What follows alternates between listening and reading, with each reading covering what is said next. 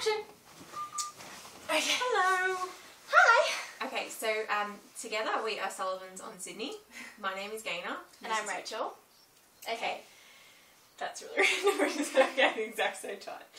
Okay, so we're cousins and we started this website with the intention of basically just expanding our portfolio and getting to know the world from the way that we look at it, really. Yeah, we both do journalism together at the University of Western Sydney, and we just thought that creating an online vlog site would help us express our opinions better. So basically we've written down a couple of points for the first story. And we really want your advice and your inclusion. We want your comments because these are supposed to be encouraging discussion from anyone that watches these videos, because we know that everyone has opinions. And for news to be relevant to everyone, it's got to include everyone's opinions. So yeah, we're going to look at the first story that we actually have in mind was sort of triggered by something that we were aware of in our lives actually at the moment. So we're going to be looking at a situation with dog attacks. So we need to know, put it this way, have you guys ever seen those dangerous dog signs out the front of people's homes, on their garages, or out the back of their fences as well? Often you can, you'll go right up to them and you'll see that there's like a little chihuahua or something that has like and no... it's been done as a joke by the owners, basically. No menacing nature at all. But you sort of get the opinion like that they're just trying to keep people away. Some people, I know people have the signs on their fences literally just to keep away robbers because they want to protect their homes. And it's just a sort of diversion kind of thing, I suppose. Our neighbour actually has one. So, yeah, it's interesting to know that we actually looked into this and we found out that courts can actually ask the owners of dangerous dogs to put these signs up, and they were actually often used for that purpose. So even though these signs have become pretty much a regular occurrence in most neighbourhoods... Yeah, you can get them from local gas stations, yeah, basically. Just buy them at the servo. You'll never know, really, unless you know that family very well and you know their dog. If you come up to a house and you see that sign, that could be a dog court-enforced. Yep, a court-enforced sign, and that dog behind those gates, very close to you, could have attacked another animal or a person at some stage, and therefore had that penalty imposed. Yeah. So this brings us on to something a little bit more personal. Yeah, basically the reason we thought about doing this was because yesterday a group of friends and I, we went to Colo River, which is a beautiful place. We went there to do some light forward driving, etc. But we stopped over to have like a little barbecue on the beach, and as we were walking down, we saw a couple of dogs running around, and that's fine, like, they're not harming in any way, we believe. But when we got down to the beach, all I heard was screams, just blood-curdling screams that my heart sank. And when I looked over, there was this beautiful Alaskan Malamute clenching jaws with this other little tiny poodle. It had its head completely in its mouth, its neck was bleeding, and the owners were just livid, and completely desperate. But basically, it was very unnerving. One of my friends ran over there and kind of scared the Malamute, and thankfully it let go and the dog was fine, like the poodle ran off. But yeah, it kind of brought us to this topic of how well we really know our dogs, because when we were researching this, I went on to Burke's Backyard, as we do, and they had a dangerous dogs list, and Alaskan Malamutes were nowhere on there. And I looked at the dog and I started thinking, my own dog is similar size. I have a border collie, it's probably hiding around here somewhere, but it's similar size, similar head structure and everything like that, and I just don't think, physically force. Capable, but I would never think that my Cody would ever do something like this. So it kind of brought us into this discussion. And we're now questioning really the capabilities of the dog. And do you know the nature of your dog? Is your dog vicious to you. I mean, I say that in, do you recognise vicious traits in your dog, or do you just see a mild, good-tempered dog?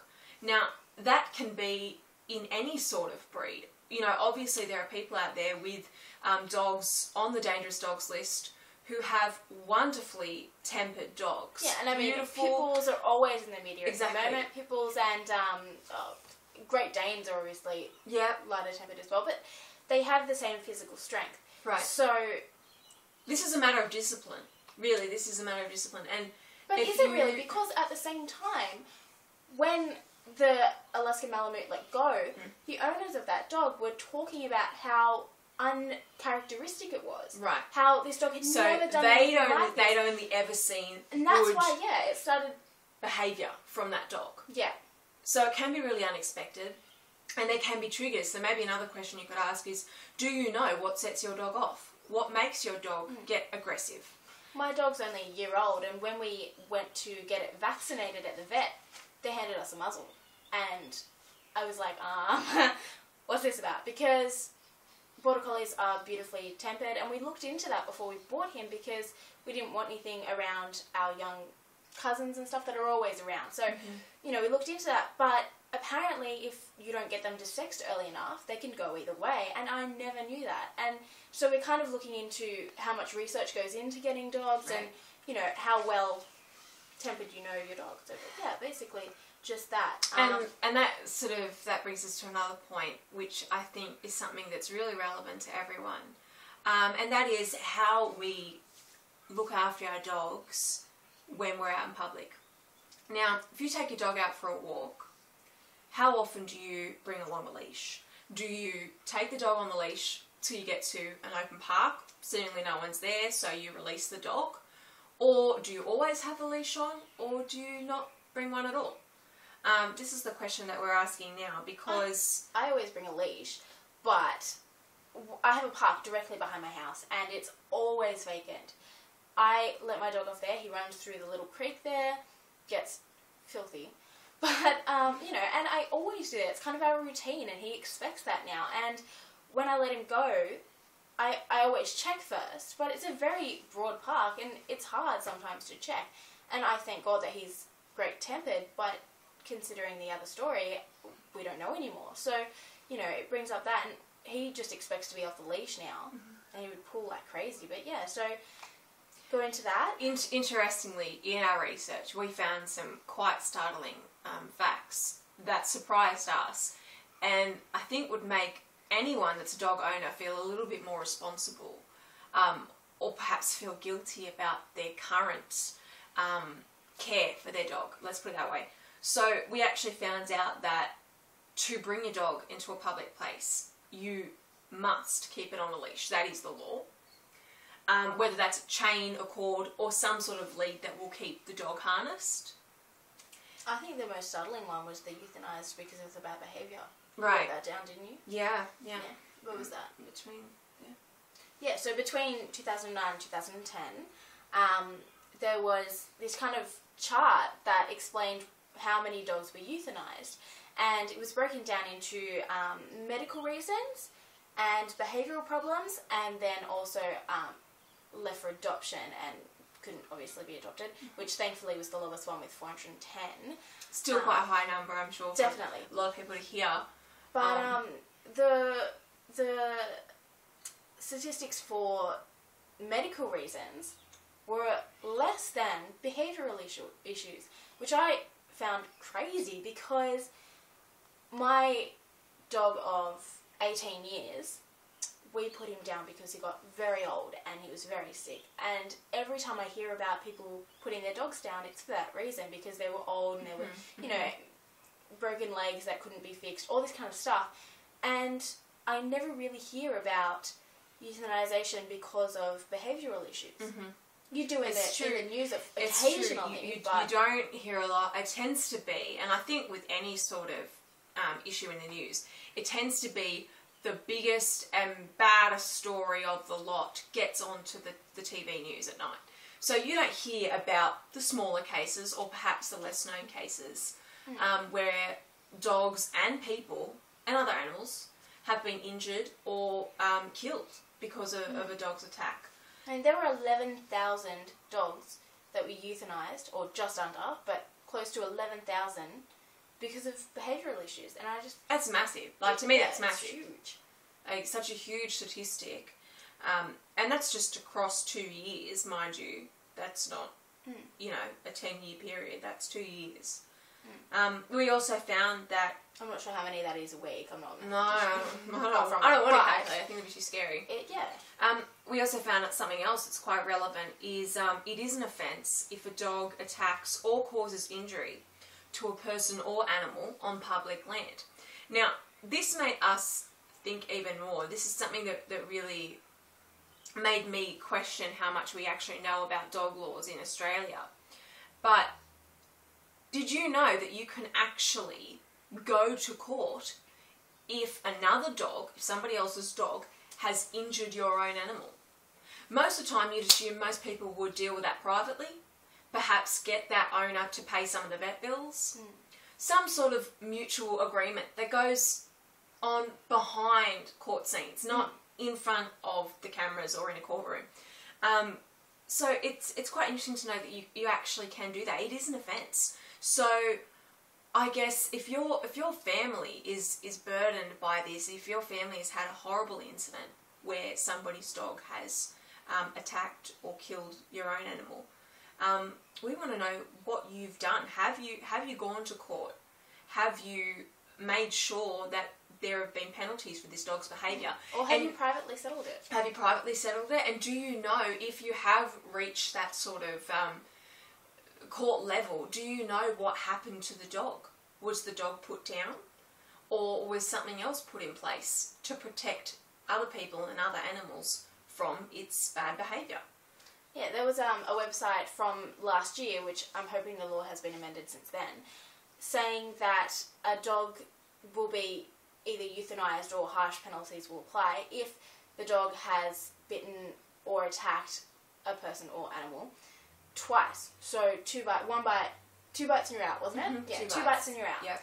Which is crazy because if a dog like the Malamute attacks another dog and kills it, and that's one bite, he's not out, and yet other dogs that just, you know, do like heaps of little bites and, you know, not causing death. Great amount of damage. You know, they're fine. They get put down. I'm saying it the wrong way around. But you know what I mean? Yeah. So there's a bit of a discrepancy here in this sort of jurisdiction, that it's quite bizarre how much we don't know about as dog owners, what we can do to protect our animals and our children, not only just our family members as well. And also what we can do if we come across a situation like this. You know, because there are a lot of people that are, I'm sure, in denial about their dog's behaviour. We only need to see cases on the news to understand that a lot of dog owners that have had their dogs attack somebody else or attack another animal, they are just completely ignorant of it. They're just saying, no, my dog's not capable of that. Well, the reality is, you may not know. And perhaps the best thing to do is to contact your vet and to find out exactly the nature of your dog, do some research, find out what your dog is likely to do when it's reached full adult capacity. Because a lot of people buy dogs when they're puppies, obviously. Yeah. Thinking they're cute and they're this cute, and that. But they don't do the right, they don't take the right measures, they don't do the research to find out what could actually come of this dog and what it's naturally inclined to do. This is instinct, you know, and they need to be, dog owners need to be aware that that is a huge part of how dogs behave. So despite all the things that we can do, they are still going to have that level of instinct. Yeah. And we need to be ready for that, and we need to be aware of what we can do to deal with any of those issues from it. Yeah. So that's basically all for this week. Hopefully we post another one next week, different topic. Please share your comments, and we'll be happy to read them. I'm going to call Cody just in case he can go, Cody! Cody! We can cut this out anyway. I think he's gone. Daddy! Here he comes. Daddy! Daddy! Katie, who we were talking about before. Hello. Hello. Hey, baby. See, and I believe Say we would have hi. heard a fly. But, who knows? Okay, just